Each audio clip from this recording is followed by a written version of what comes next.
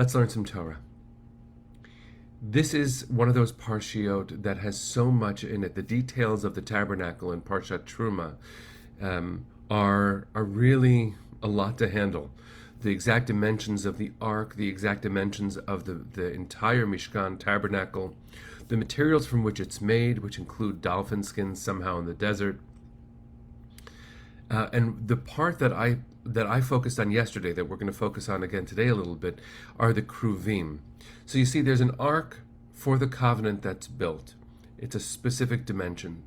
We find out later that the tablets of the covenant are placed in it, as are the broken tablets. There's a lot of beautiful midrash about what happens to the shards from the broken tablets in the ark.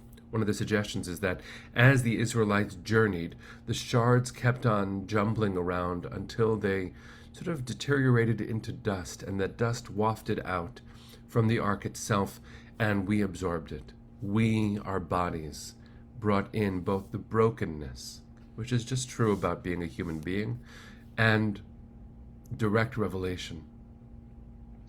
We absorbed what it is to be in encounter with God.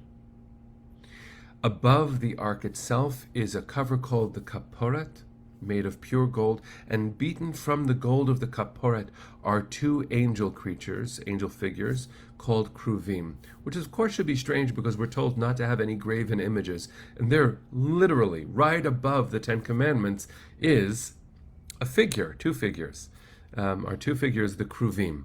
These are not gentle cherubic figures. These are fierce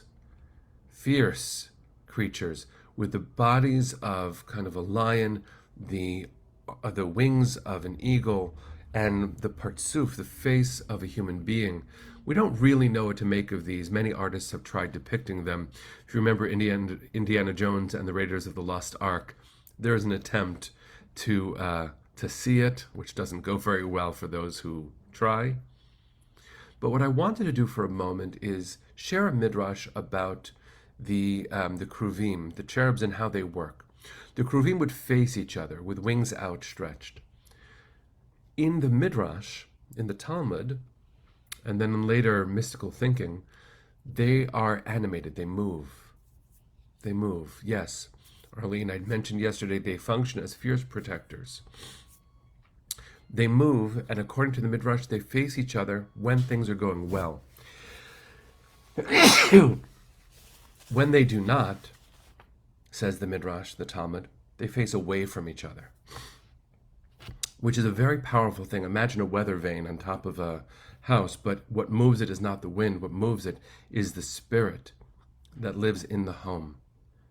Thank you, Arlene.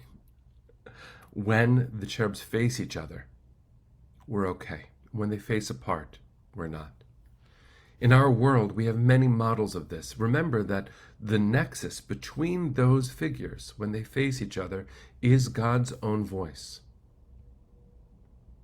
God says, I will speak to you from between the kruvim, above the kaporet. What if these figures don't face each other? What do we lose?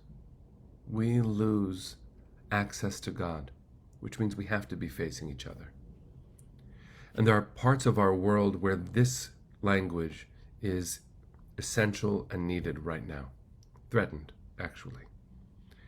This is the 1-year anniversary of the war that Russia has waged upon Ukraine. And that tells us a lot. When we face apart from each other, when we deny each other's worthiness, when we see ourselves as more important than another, the extreme of that is war and dehumanization. It's not just, as Adrian's saying, loose connections, it's violence. I need to recognize the essential humanity of my neighbor, and that is true about my neighbor next to my home, that is true about neighbors who don't have homes, and it is true about national neighbors as well. So too, in a very different way, our connection as a diaspora Jewish community with our homeland, our beloved state of Israel.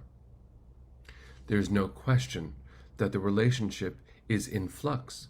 As Israel grows, as we grow, The former Prime Minister of Israel recently spoke to a crowd of UJA supporters and said Israel is only 75. We're turning 75.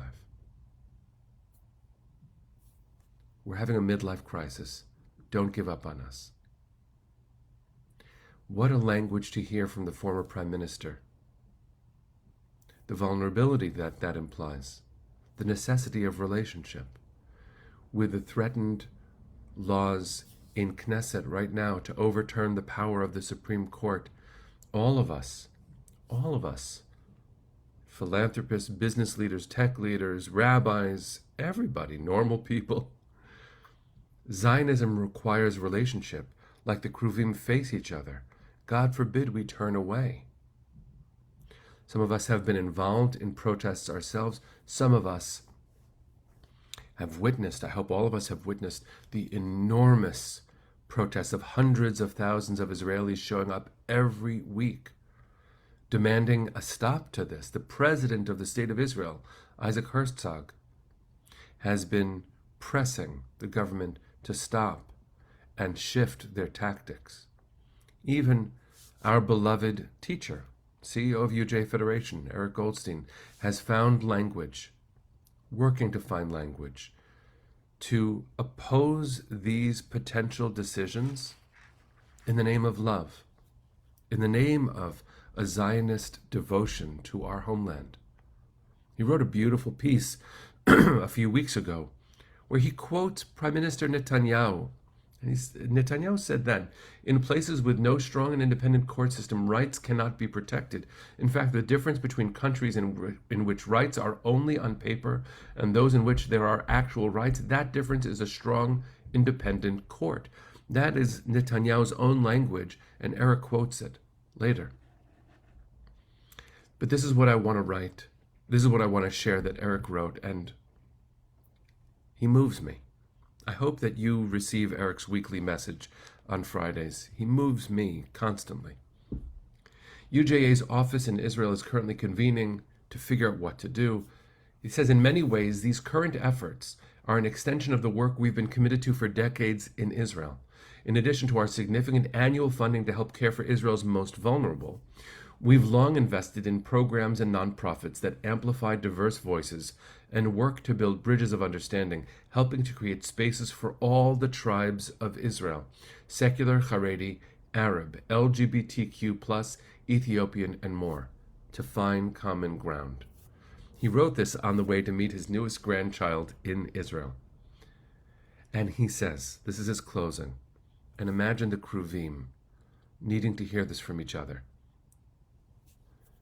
God willing, I'll be visiting Israel soon to meet a new grandchild, and I hope one day to be able to tell that child how extraordinarily blessed she or he is to live in Israel, a welcoming homeland for the Jewish people, and a continued beacon of democracy for all of its citizens and the world. Friends, that language is the language that if I were to turn away would bring me right back.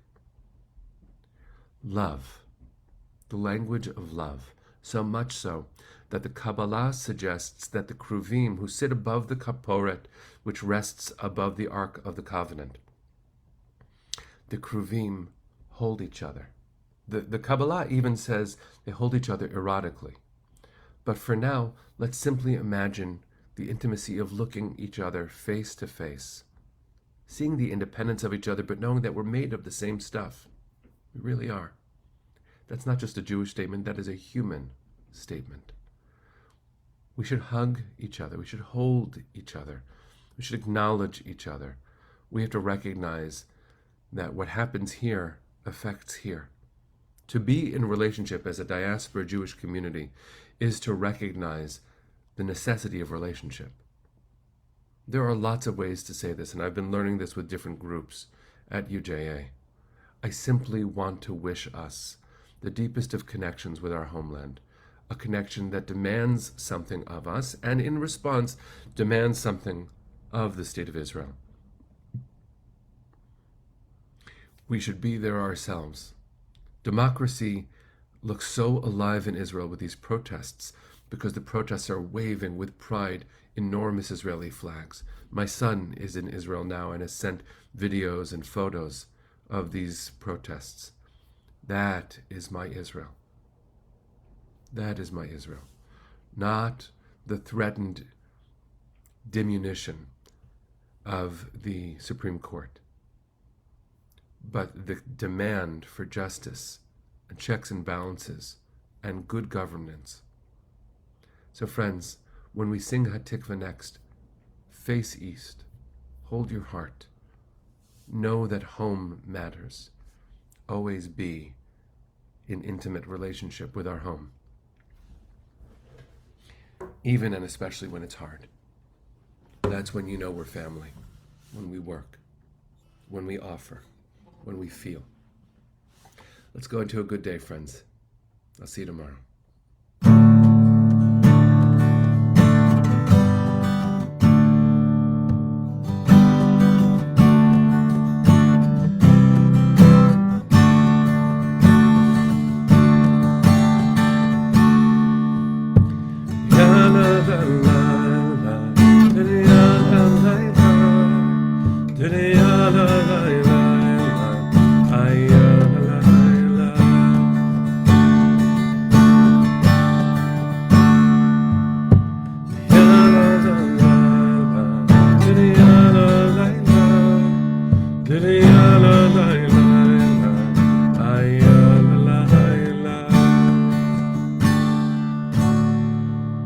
Boker Tov, friends.